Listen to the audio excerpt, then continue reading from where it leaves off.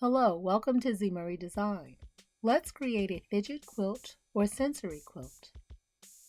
It's designed to help soothe loved ones with Alzheimer's, dementia, ADHD, ADD, or autism.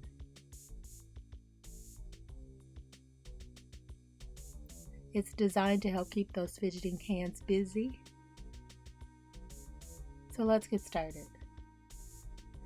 I'm going to start off with a cotton square that measures 6.5 inches by 6.5 inches. You can also use a charm pack. My quilt will measure approximately 30 inches by 30 inches. You can use a fusible batting or fusible fleece. I'm going to use this snuggle fleece that I had on hand. So I'm going to layer my cotton fabric with my snuggle fleece, and I'm going to pin baste it together and then begin adding my elements.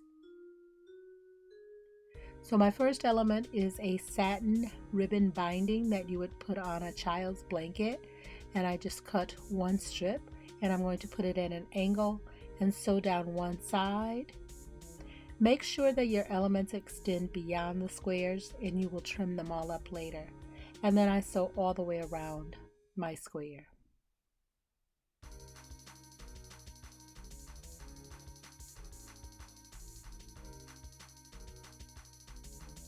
My next square is various laces, various rickracs that I've placed at an angle, or you can place them horizontal or vertical.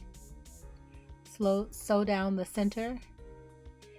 You can also consider layering those up, and then sew all the way around if you've pin basted your layers. Next is adding the yo-yos and the buttons. So I've sewn, this one I didn't sew around the edge of the yo-yo, but on this one I did. I also added buttons to the center and add anchor buttons to the back, so when they're fidgeting they won't easily pull off. I also add my buttons with embroidery floss to make it more sturdy and it's not easily pulled off. So the next one is sewing a tie, and I follow the tie outline in order to sew that on, and it just adds the texture of the silk, and then sew all the way around, and then you'll trim it later. And again, adding some lace trims in various widths, various colors. Just sew down on these on one edge so that you can fidget with it on the other. The next one is to sew down a fringe. The fringe I had on hand on this one is a thick piece of fringe, making sure to avoid the seam allowance. And I made sure to zigzag all the way around the edges, and I sewed twice at the top, and then sew all the way around my square. The next one is to create a pocket where you can add buttons, you can add beads or sequins on this sheer fabric. This one I sewed all the way around. On that one I created a pocket and then added my beads to it, and then sewed all the way around, and then I'll trim it later.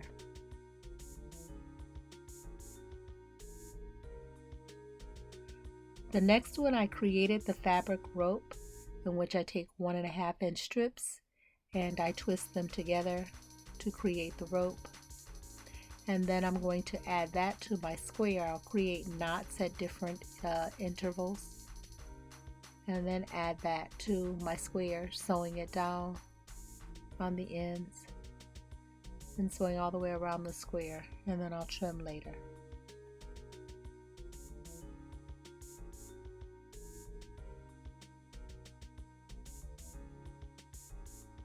Next, consider adding a button, and I just used some ribbon to thread through the buckle, the buckle, and then just sewed it down so that it's not easily lifted up.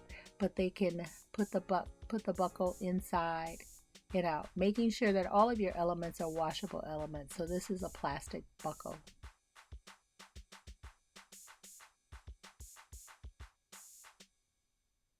My next element is creating a basket weave using ribbon. On this one I added some fabric glitter just to add additional texture. But just consider weaving those ribbons of different size ribbons, or whatever ribbon you have on hand, to create a basket weave. Sew down the edges and sew all the way around. This one I created a pocket with a mini pillow, and I also on the pillow I attached a ribbon so that it can't be removed and lost once you put it together. So I just folded the fabric in half to create a pocket, did a top stitch at the folded area, created a little mini pillow, stuffed it with some fleece, and then you have a little pillow to go in and out of the pocket. And then on the next one I found another different type of thin fringed that I just added on, making sure to avoid the seam allowances as I added it. Consider adding pom-poms on one of your elements. This one I created a purse charm, and I just added some pom-poms onto a broken piece of necklace that I had with a lobster clasp. Attached the lobster clasp onto a piece of ribbon, added the pom-poms and a tassel. But if you just have pom-poms that you've created, create a long strand that you can sew onto your square.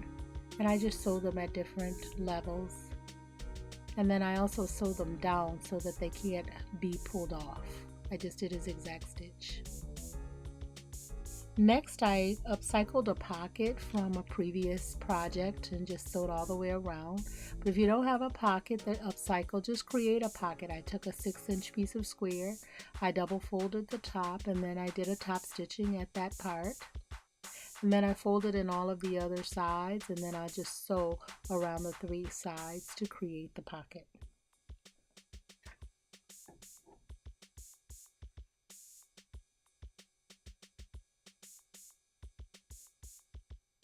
So consider creating some Prairie Points that you can add as another element. To create the Prairie Points, I took a 6.5-inch square,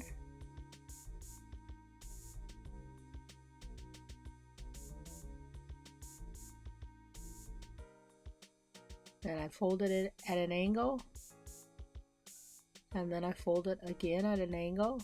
And then my raw edges are meeting, and I put the raw edges at the raw edge of the square.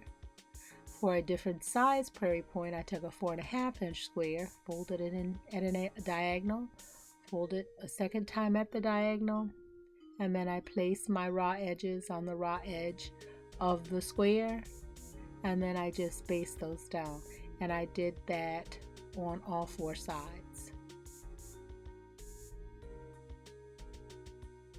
And then you'll have the Prairie Point that's open. You can sew down one side of the Prairie Point on the square. I just left them open.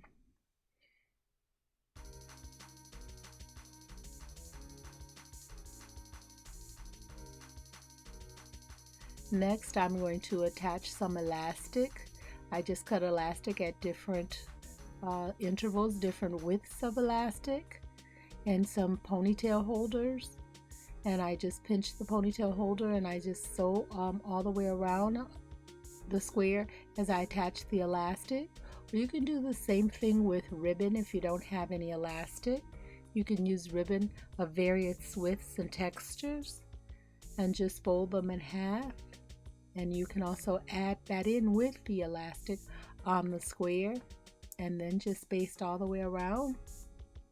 I make sure to go back and forth several times on each of those loops of elastic and on ribbon, just to make sure that it can't be pulled apart. Next, I'm going to create some fabric ruffles. So I'm upcycling my some binding strips that I have left over. So they're 2.5 inches wide. I sewed down the center using the longest stitch that you have on your sewing machine. And then after I've done that, I'm going to pull the bobbin thread to create the ruffle. And then I'll place the ruffle on my 6.5-inch square and sew down the center. And then I'm going to sew all the way around my square. And then you'll have a ruffle. My ruffle is a raw edge ruffle. You can also create it where your ruffle is not a raw edge. Next, let's place a zipper on the square. I just place the zipper just right down onto the square and sew down each side And at this point, you can feel free to use your decorative stitches. I then place some ribbon on the zipper pull, so to make it easier for them to grab the zipper pull, opening and closing the zipper. And then on each of the edges of the zipper, I placed a ribbon just to cover up any of the raw edges of that zipper. Next, I'm going to add some ruffle lace that I had in my stash. It's a wide piece of lace. And I'm going to sew down the edge, the top edge, and I did a double stitch, double sewing, and then I also caught the side edge of that ruffle, and then but I left the opening at the bottom, and then sewed all the way around my square. But I just make sure to sew down several times just to make sure that everything is attached. While they're fidgeting, it doesn't easily come off. So now consider adding some faux fur, if you have a faux fur remnant. And I'm just place that wrong side to the right side of my square, and I just sewed around it twice, and then just sew all the way around my square. And that's your faux fur, and it's a really nice texture. And I just made sure to avoid the seam allowance. So my next square, I added some beads. Now you can add beads onto a piece of ribbon, onto a shoelace, or a piece of leather. I added it onto an embroidery floss braid, or twisted a couple strands of embroidery floss, and I just added the beads on there. And then I also, once I stitched the beads into the seam allowance, you can do it on the vertical or on the horizontal. I also sewed it up to a certain length. That way when you push and pull, it only goes to a certain length. So when you push the beads on one side, there's a stopper. When you push them to the other side, there's a stopper. And then just make sure that you sew that several times down to make sure that that ribbon or floss of whatever, shoelace, whatever you're using, that it doesn't come out. So the next thing I did is I used some yarn, and I created a yarn braid, and I used 9 strands of yarn, separated them into 3 strands, and then I just braided them up, and then I just added some of these large beads that I had, and then I just attached them after I knotted them on the end to keep them from coming loose, the braids coming loose. And then I just added that, and I left it free forming because I want the beads to be able to knock around as they're fidgeting with it to make a noise.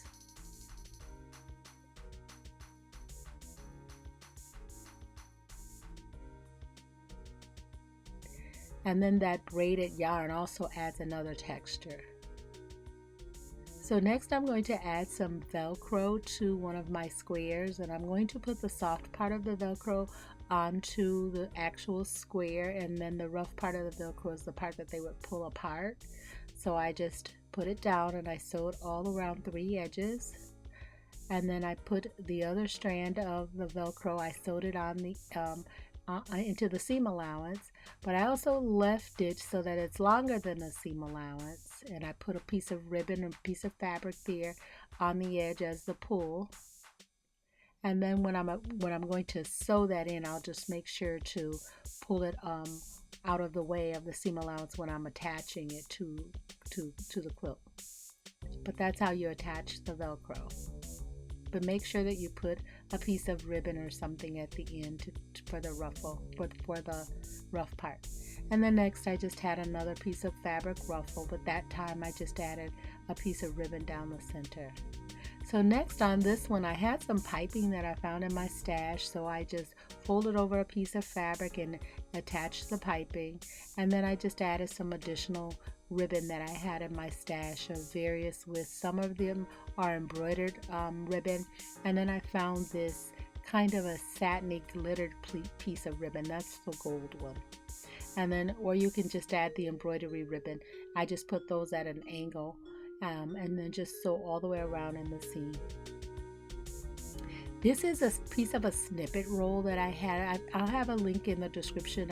I created these snippet rolls a while ago, and I have a video on how I do those. I just put a took a piece of the snippet and I attached that right onto my square. And on this one, I just couched a piece of yarn that I had. I just couched that all the way around the outside part of the snippet. That one I put the snippets on a ribbon, and then I just put the ribbon into the seam allowance. Again, I had another pocket, and I just put the upcycled pocket there. And once again, if you want to create your pocket, if you don't have a pocket, you just make sure to fold over one side, double fold, and then I just top stitched it down, and then I fold in all the other 3 sides, attach it to my square, and sew around the 3 sides and create my own pocket. If you don't have any pockets to upcycle, this is a great place too to upcycle denim pockets. Now, to create this piece of lame fabric that I have in my stash, I created these circles, and I didn't want them to be raw edge applique because that lame fabric, it just frays so much. So I just took a 6.5 inch square, and I drew a circle of any size on there, and I drew it on the wrong side of the muslin, sewed along the circle, cut it out at a 1/4 inch seam allowance, turned it right side out, and then I was able to just applique that lame circle right on there. Now, I also created some embroidery patches that I had in my stash, and I just attached those with a zigzag stitch all the way around on my square, and it has just a little saying on there. So here's some additional ideas for some squares. You can take some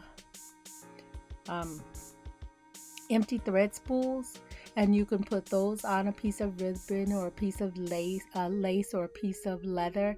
I just put it on some twisted yarn, and I'll leave a link in the description how to create that twisted embroidery floss yarn there. And I just put that on and sewed that in the seam allowance.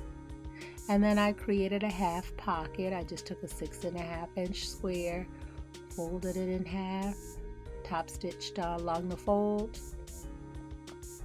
and then just placed it on, and then just sewed around all 3 sides in the seam allowance. Also, I'll leave a link in the description how to make these embroidery floss tassels here that I've made, and I just attached those. I had those in my stash, and it has a nice large bead on it with a tassel. Now, if you have some velvet in your stash, or even a piece of faux leather in your stash, this would be a great place to put it on there. And these are just some remnants, 6.5 inches, and I folded those in half, and then I just sew them down. You can create a pocket, or you can just sew all the way around. I just sewed all the way around, but that's just some additional squares that I created with some additional elements. So now let's put this together to create the actual quilt. So I'm going to choose my backing fabric. My backing fabric is this orange snuggle fleece. You want to use a snuggle fleece or flannel so that it doesn't slide off the lap if they have it on their lap. And I folded it in half to create a center crease line. And I'm going to take my first square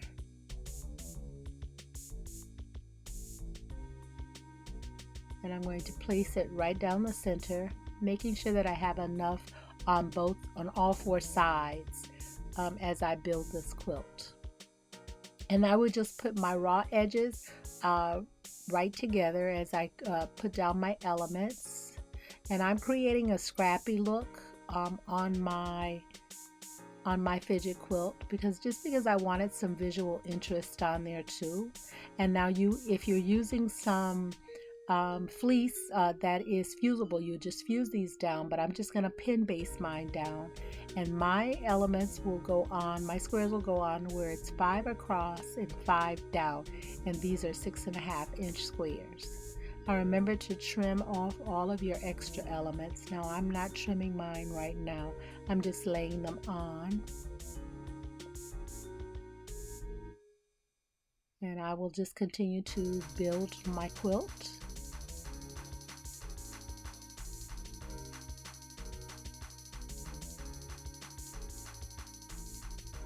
And you can make these quilts as large or small as you want. I didn't want anything that was larger than 30 by 30 as it laid on a lap. You can also create these as aprons. I've seen them used as aprons, and then it'll tie around the waist. And I'll show you how to add ties even to this quilt if you wanted to have it tie around the waist or tie around the wheelchair if they are wheelchair bound.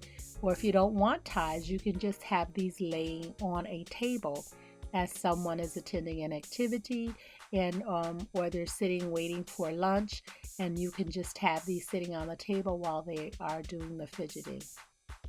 Or if you're using these for students, they can just sit on a desk. This is a great size for a student desk. And I'm just trying to put interest for elements and interest for color of the backing squares that I have. You can use different type of backing squares if it's for a boy or for a girl, for a man or a woman.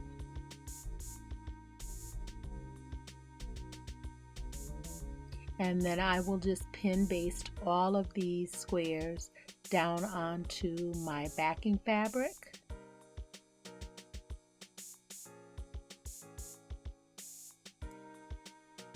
Now, if you're using 5-inch charm packs, I would consider doing this 5 across and 5 down, or 5 across and 4 down, making it approximately 25 by 20.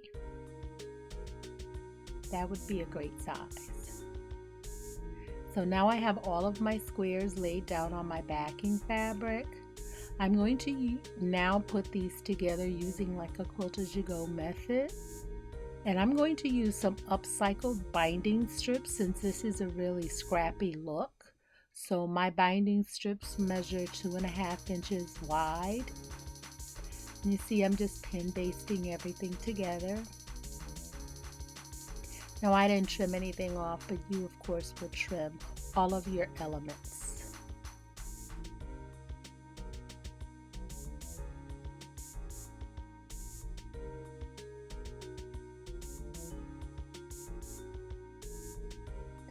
Now my binding strips, I'm going to make sure that they measure the length and the width, at least the length and the width. So this is approximately 30 by 30. So my binding strips are 2.5 inches by at least 30 or more inches long. And of course then they will lay vertically and horizontally. But before I lay them down, I'm going to now press both of the raw edges toward that center of the binding strip. So now I don't have any raw edges on my strips. I will lay my strips along each of my vertical and horizontal rows, making sure to move my elements out of the way. I'm going to pin them in place. Now I'll take it to the sewing machine and I'm going to sew down both sides of that binding strip. That now becomes my sashing. You can use a decorative stitch here if you like, but just making sure that it's a very small, short length, stitch length on there, because you want to make sure that it's attached very well. And you can start sewing it vertically or you can start sewing it horizontally. I'm just going to now pin that to my backing fabric, and when I sew, making sure that I connect both of my squares on each side as well as the binding strip. This will also be your quilting, to catch your quilt backing, to catch your squares, and to catch your strips, your sashing strips.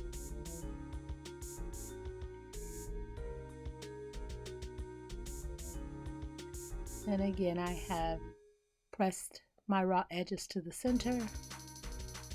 After I've sewn down my vertical strips, I will now place my horizontal strips, pin those in place, and sew those. If you like, you can also sew an X at each of those intersections, if you like, just to add a little bit more interest, quilting interest, but just making sure that you catch those squares as you sew down those strips. And moving all of your elements out of the way as you are sewing, to make sure, like your pom-poms, that you're not catching those, any of your tassels, that you're not catching those, or that you're not hitting like your thread spools. And then after that, you will just quilt around as usual, and your quilt is all done. Your fidget quilt is all done. So I just quilted around as usual. And now I have my 2 quilts that are done. I did enough elements to create 2. And if you wanted to add a piece of ribbon, you would have a piece of ribbon, and then you would add it right to each edge of your quilt. So just sew on right in the binding, and then it'll be able to be tied around. And I maybe have that ribbon or that webbing. I would maybe about 30 inches, so about 15 inches on each side. That would be enough to go around a person in a wheelchair. And then you're all done. So this is a great project. A lot of these elements you probably already have in your stash. You can make this very personal to the person that you are creating it for. But I hope you like this project, and I hope you give it a try. Thanks for watching.